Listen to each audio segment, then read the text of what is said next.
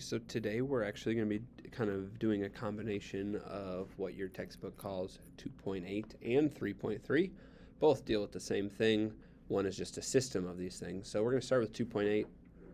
And what we're doing here is we are graphing linear inequalities. So up on the screen here, I have two examples of what this means. So here is the inequality 2x plus y is less than or equal to 7.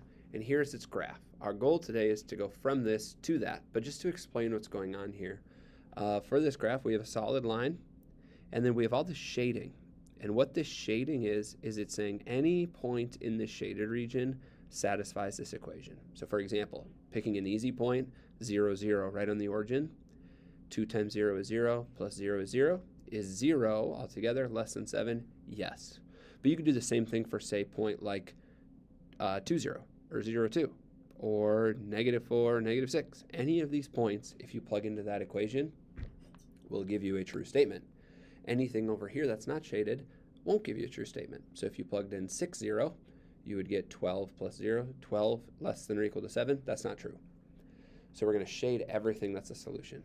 Same idea here. Difference between these two is you have a solid line and a dashed line, besides them obviously being different equations. The solid line comes because, in this case, you could be equal to 7. So any point on this solid line actually gives you a value of 7. For example, 0, 7. That'd be 0 plus 7. 7 is less than or equal to 7. Yeah, so that's included. If it's greater than, in this case, what we're looking for is just points on the inside, not anything on the line. We can't include anything that would be equal to -9. So here's going to be our strategy. You're going to use less than or greater than, you're going to use a dashed line. If you have or equal to's, you're going to do a solid line. You're going to graph it like normal, basically pretend it's an equal sign, make a solid or dashed line based on that criteria. And then to shade, you're going to test a point. And if it's true, you're going to shade toward that point. If it's false, you'll shade away from that point. So we're going to run through that process right now. We're going to graph this. Y is less than 2x minus 1. So for the sake of what we're doing to start, pretend this is y equals 2x minus 1. To graph, we would get a y-intercept of -1. We can plot that. And then we have a slope of 2, going up 2 over 1, up 2 over 1, up 2 over 1. And now we have to decide, hey, is my line going to be dashed, or solid? Well, since we're less than, we are going to want a dashed line. So you're going to sketch out a dashed line through those points. And now to figure if we should shade to the right or to the left, we're going to test a point, and we can test any point we want. Typically, the easiest point to test is the origin. If your line is on the origin, then you can't test it. But in this case, our origin looks to be above and to the left, so we can test the point 0, 0. Is 0 less than or equal to 2 times 0 minus 1? Is 0 less than -1? Well, no. So this point doesn't work, so we would shade everything on the other side. Now, if it were true and it did work, then we would shade everything over there. But since this upper left side doesn't satisfy our equation, we're going to shade everything to the other side. So if you want to pause the video and try this one out on your own, you sure can. Otherwise, I'm just going to keep rolling. If we want to graph 2x minus 5y is greater than or equal to 10, we can graph 2x minus 5y equals 10 and then kind of go from there. So our y-intercept would be -2. Our x-intercept is 5. Since we're or equal to, we're going to make a solid line. Pardon my not very straight line. It's hard for me to do that with this technology for the video. And then for shading purposes, we're going to test a point. Once again, I recommend testing the origin. So if we test the point 0, 0, we get 0 minus 0 is greater than or equal to 10. That's not true. So we're going to shade below. And that's essentially the process. So graph it like normal, determine is it dashed or is it solid. This is the same concept as an open circle or closed circle on our number line graphs. If it's not or equal to, we would do a dashed line. If it's or equal to, we'll do a solid line. And then shade from there.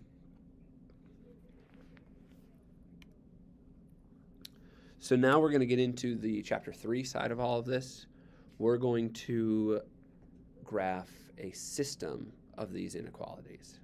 So we're basically going to be graphing 3 different inequalities in this case, and then we are only going to shade where all of them overlap. So for each individual line, we're going to get an idea of where we would shade. We'll use little arrows to help us out. And then our final shading is going to be the overlap of all of that. So for this first one, x is greater than or equal to 0. Well, all that's saying is we want positive x values. So we're going to be over here. So I'm going to make a vertical line through 0. And then I'm going to make a little note to myself that we are shading to the right. Now, I didn't really test a point for that because I understand if x is bigger than 0, we're just talking about positive x values. Very similarly, for our y being bigger than 0, y equals 0 is a horizontal line right on the x-axis. And if our y values are positive, we're shading up here. Now, if we stopped here, we'd want to shade the overlap. The only space where these overlap currently is this first quadrant. We wouldn't shade here because this doesn't align with the purple shading. We wouldn't shade here because it doesn't align with anything. We wouldn't shade here because this only works with purple but not with blue. But we're not going to stop here. We're also going to graph 4x plus 3y is less than or equal to 24. So I'll pick a different color there. We'll go pink. Graphing this, our x-intercept is 6. So 1, 2, 3, 4, 5, 6. Our y-intercept is going to be 8. And then because this is or equal to, that's going to be a solid line. I'm going to do my best to be straight. Something like that. And then we got to figure out which side we're going to shade. This one's not as intuitive as the first two. Let's test point 0, 0. Is 4 times 0 plus 3 times 0, or just 0? Is 0 less than 24? Yes. So we would shade in here. So our solution is where all of those overlap, which is this little triangle looking thing here. So I'm going to go ahead and shade that in because this is the only space where everything overlaps. So that is how you graph a system of inequalities. If you want to pause the video and try this one, by all means do it. Okay, so if y is greater than or equal to 0, we already had that equation over there. We are shading above that line. I'm going to skip down. I'll do this one first. 8x minus 4y is less than or equal to 12. If you graph this with intercepts, your x-intercept would be 8x equals 12.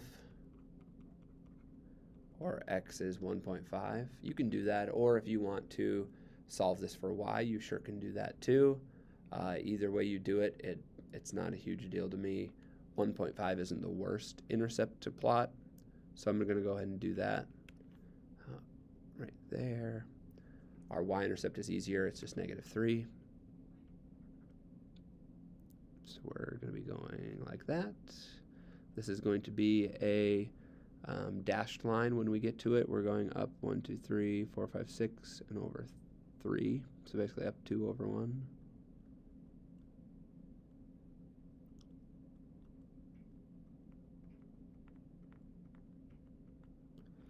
Testing a point. If we test 0, 0, which is right here, is 0 less than 12? Yes. So currently we are graphing up here. And then y is less than x. Don't be intimidated by that inequality. That's like y equals 1x. So that's just y-intercept of 0. And then we're going up 1 over 1, up 1 over 1, up 1 over 1, all the way home. That's a dashed line. Caught myself.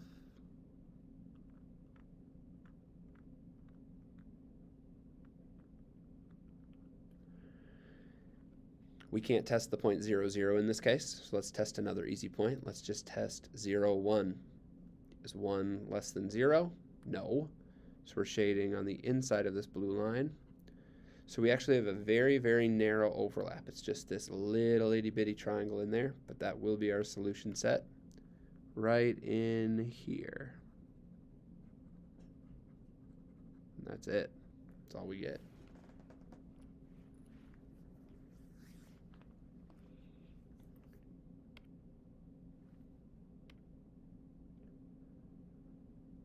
Let's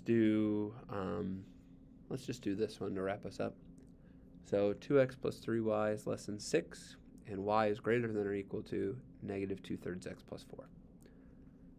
In this case, we would have an x-intercept of 3 and a y-intercept of 2. It's going to be a dashed line.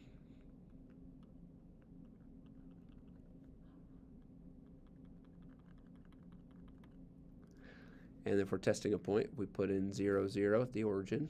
That would be true, because 0 is less than 6. We're shading below. And then if we have y equals negative 2/3 x plus 4,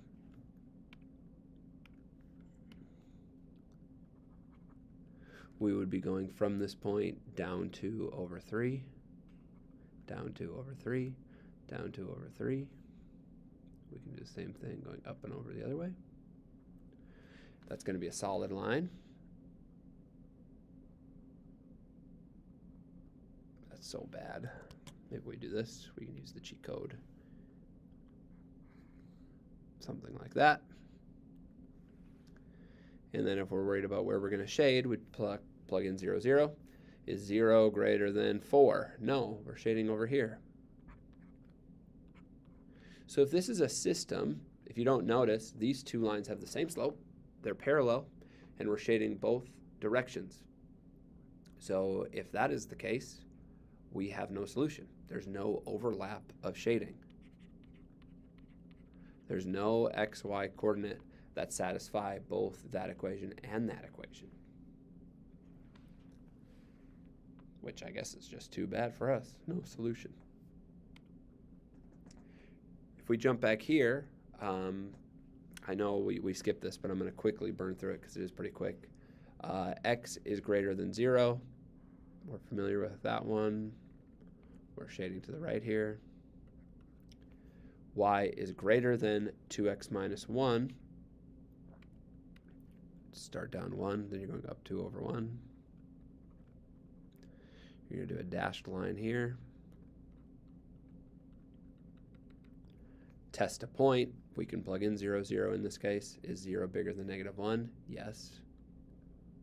So we're shading that direction. And then finally, we can graph y is less than or equal to 2x plus 3. Start up 3, same slope of 2. Solid line. Test our point 0, 0. Is 0 less than or equal to 3? Yes. So we're shading inside the red line. So your overlap is going to be unbounded. It's going to go from here and then all the way up and off the graph, right between those two parallel lines for infinity.